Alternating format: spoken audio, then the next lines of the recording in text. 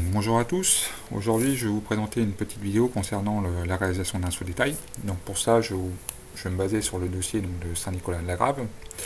Et donc on va prendre la partie étanchéité. Donc admettons qu'on ait une estimation à faire de la partie étanchéité. Et donc je dois réaliser donc pour ça des sous-détails.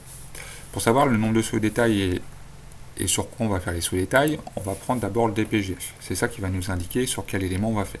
Donc c'est-à-dire que ici, quand je regarde le DPGF, donc là c'est un extrait du DPGF, on a notamment donc, le bac acier, 532 m², la première couche, la deuxième couche d'isolation, aussi 532 m², on a la même surface, c'est normal, une étanchéité bicouche, et après on a les relevés. Et puis après on a d'autres éléments sur les parties qui sont après. Et donc, ça veut dire qu'à chaque fois que vous avez une quantité, ici, il va falloir réaliser donc, un sous-détail. Donc ici, sur la partie courante, on aurait 4 sous-détails à faire. Donc le bac acier, la première couche d'étanchéité, la deuxième couche d'étanchéité et l'étanchéité bicouche. Donc 4 sous-détails. Il arrive que parfois, dans des DPGF, toute cette partie-là, donc bac acier, les couches d'isolation et l'étanchéité, soient regroupées en un seul. Donc dans ce cas-là, on a un seul sous-détail, mais avec plein d'éléments à l'intérieur. Donc ici, on va s'intéresser à la partie isolation. Donc la partie isolation, donc on va essayer de trouver le sous-détail de 1 m² d'isolation en laine de roche de 60 mm d'épaisseur. Donc on va essayer déjà d'en savoir un petit peu plus. Donc pour en savoir un peu plus, parce que dans le DPGF vous n'avez pas forcément tous les éléments, on va aller dans le CCTP. Donc là je vous ai mis un extrait du CCTP avec donc l'isolation thermique, donc on retrouve bien l'épaisseur, 60 mm. Il est en laine de roche. Et donc on en apprend aussi qu'il y a une résistance thermique minimum de 2,7. Donc on va devoir aller chercher donc, le prix de l'ensemble de ces éléments. Donc pour faire le sous-détail, déjà il faut une base. Pour avoir une base, le plus simple, c'est d'aller sur Batiprix et d'avoir la base de sous-détail. Donc je vais aller sur Batiprix. Et donc je vais me remettre comme si vous faisiez votre recherche, Batiprix web. Et donc dessus, je vais me connecter. Donc vous avez vos propres codes. Donc là je suis connecté. Vous avez deux possibilités. Donc soit une recherche par mot-clé, soit une recherche par corps d'état. Il vaut mieux faire une recherche par corps d'état parce que par mot-clé, vous allez avoir plein d'éléments. Donc il y a des fois où vous pouvez vous perdre dans l'ensemble des éléments que vous allez rechercher. Et donc ici, on va voir, si on fait une recherche laine de roche, on va voir la laine de roche pour l'isolation des murs, l'isolation du bardage et donc la toiture terrasse. Donc il vaut mieux faire une recherche par corps d'état. Donc ici on est dans l'eau étanchéité. Donc le lot étanchéité est ici. Et donc on est sur la partie isolation. Donc on va chercher l'isolation, donc l'isolation thermique sous étanchéité. Et après, le type de matériau. Donc on propose du polystyrène, polyuréthane, etc. Et donc nous, ce qui nous intéresse, c'est la laine de roche. Donc je clique dessus. Et donc là où on a 57 éléments, mais on peut un peu affiner, parce que la laine de roche, on peut le mettre sur support béton ou support bac acier. Donc ça ne sera pas fixé de la même façon. Et donc on sera notamment fixé mécaniquement sur un bac acier. Donc ce qu'on va prendre, c'est ici, panneau nu de laine de roche, sur support acier nervuré. C'est ce qu'on a, puisqu'on a un bac acier au-dessus. Et donc là, on va voir un petit peu moins d'ouvrages. Et donc ces ouvrages-là sont classés par épaisseur. Donc ici, panneau de laine de roche nue, de 60 mm d'épaisseur, comme dans le CCTP. Donc ici, qu'est-ce qu'on a comme élément? On a la partie matériaux, donc le panneau, les charges propulsives et les tampons. Donc les charges propulsives, on peut les mettre dans la partie matériaux, on peut aussi les mettre dans les consommables. Donc là, Batiprix fait que matériaux, que main d'œuvre. Donc ici, on a la partie matériaux. On a les quantités pour faire 1 m², l'unité. Donc par exemple pour le panneau, on a 1,05 m² pour faire 1 m² d'isolation. Le prix, et donc la multiplication entre la quantité et le prix unité. Donc ça c'est sur la partie matériaux. Et après on a la main d'œuvre, donc on a les quantités. Donc l'unité sera toujours l'heure, et donc le prix unitaire. Donc le prix unitaire de la main d'œuvre, donc ce qu'on appelle aussi le débourser unitaire horaire de main d'œuvre, le DHMO. Ici dans Batiprix il est à 33 €, c'est relativement élevé. Vous serez plutôt lors d'une vingtaine d'euros, donc nous on va prendre ici 25 €.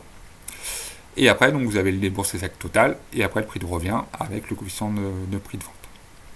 Donc, dans ces éléments-là, qu'est-ce qu'on va prendre? On va prendre déjà la décomposition, donc l'ensemble des éléments qu'on va voir, les quantités, donc ça nous sert, c'est surtout ça que vous n'avez pas forcément de retour, donc il faut avoir les valeurs, et les prix unitaires. Donc ici, ce qu'on peut faire, c'est on va juste essayer de justifier le prix unitaire du panneau, et on va garder les valeurs des charges propulsives et du tampon fileté. Et la main d'œuvre, on va prendre plutôt 25 € de l'heure. Donc une fois que j'ai ces éléments-là, vous pouvez prendre un screen et puis le mettre à côté de votre sous-détail. Et donc on va aller sur le sous-détail et on va essayer de les remettre. Donc dans bâti prix, qu'est-ce que j'ai? J'ai eu mon panneau de laine de roche de 60 mm. La quantité, c'était 1,05, les 5% de perte. Unité, mètre carré. Déboursé unitaire, on va faire ça après. Ensuite, qu'est-ce que j'avais? J'avais la tige filetée, ce qui sert en fait de fixation.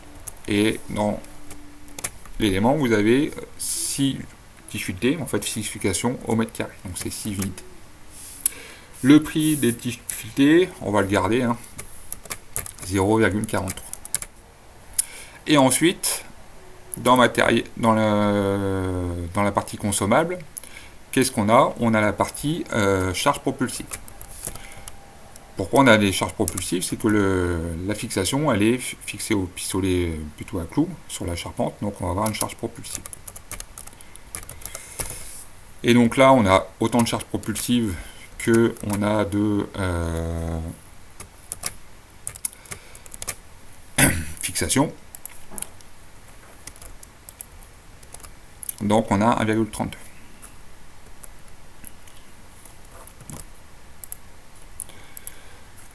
Donc là, c'est la partie matériaux.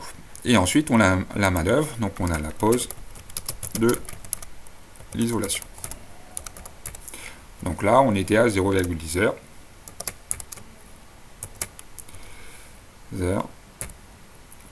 Et on va prendre 25 € de l'heure.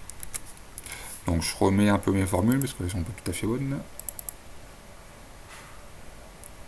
Donc la main d'œuvre, c'est égal à 0,10 heures fois 25 € de l'heure. Et ici, dans le total, je vais rajouter ma partie charge propulsive. Donc ce qui manque ici, c'est de justifier en fait le prix de matériaux de ma laine de roche. Donc je vais aller essayer de le chercher. Donc la laine de roche, un conseil, là c'était un marqué comme fabricant Isover dans le parti CCTP, vous avez Knauf qui en fait, mais Rockwool, l'avantage c'est que leur site vous permet d'avoir le tarif. Donc j'ai ouvert déjà, vous allez sur Rockwool, ça se trouve relativement facilement. Et donc on va sur la partie isolation des toitures terrasse, donc isoler toiture terrasse avec un bac acier, c'est ce qu'on a. Et donc ici on va retrouver en fait les épaisseurs. Donc qu'est-ce qu'on va retrouver? Donc sur cette ligne là, donc on a bien l'épaisseur de 60 mm, non pardon, c'est la ligne dessus, de 60 mm d'épaisseur ici, et donc on va voir donc le prix, donc 30,45 € du mètre carré. Donc ce prix de 30,45 € du mètre carré, c'est un prix qui est hors taxe. Si on avait un prix TTC, on aurait été obligé de diviser par 1,20 pour enlever la TVA. Donc là, c'est déjà un prix hors taxe, donc je vais pouvoir me baser sur ce prix hors taxe. Donc 30,45. Donc on peut pareil prendre un screen et le mettre à côté du sous-détail, et donc faire 30,45 ici.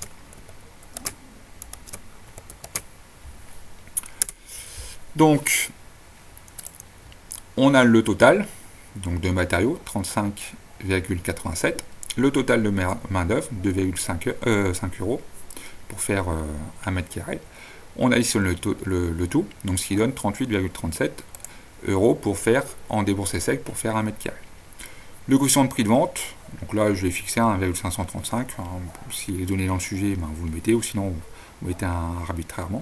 Et donc on arrive à un prix de vente de 58,90. Ça veut dire que sur mon DPGF, si je reviens dessus, et ben cette valeur-là, je vais la mettre en face des 532 mètres carrés, avec 58 € du mètre carré. Et donc, comme ça, j'aurai mon total pour avoir chiffré donc la partie isolation de l'étanchéité. Et donc on fait ça sur l'ensemble des éléments. Donc allez regarder dans CCTP ce qu'on a comme information, allez sur Batiprix pour avoir la trame, rechercher les informations sur les prix des différents matériaux, c'est plus ou moins facile, il y a des choses qui se trouvent facilement, d'autres plus difficilement. Si on n'a pas un élément, on essaie de prendre le plus proche. Et donc une fois qu'on a ça, on remplit donc le sous-détail. Et donc une fois que le sous-détail est fait, on peut remplir le DPGF ici.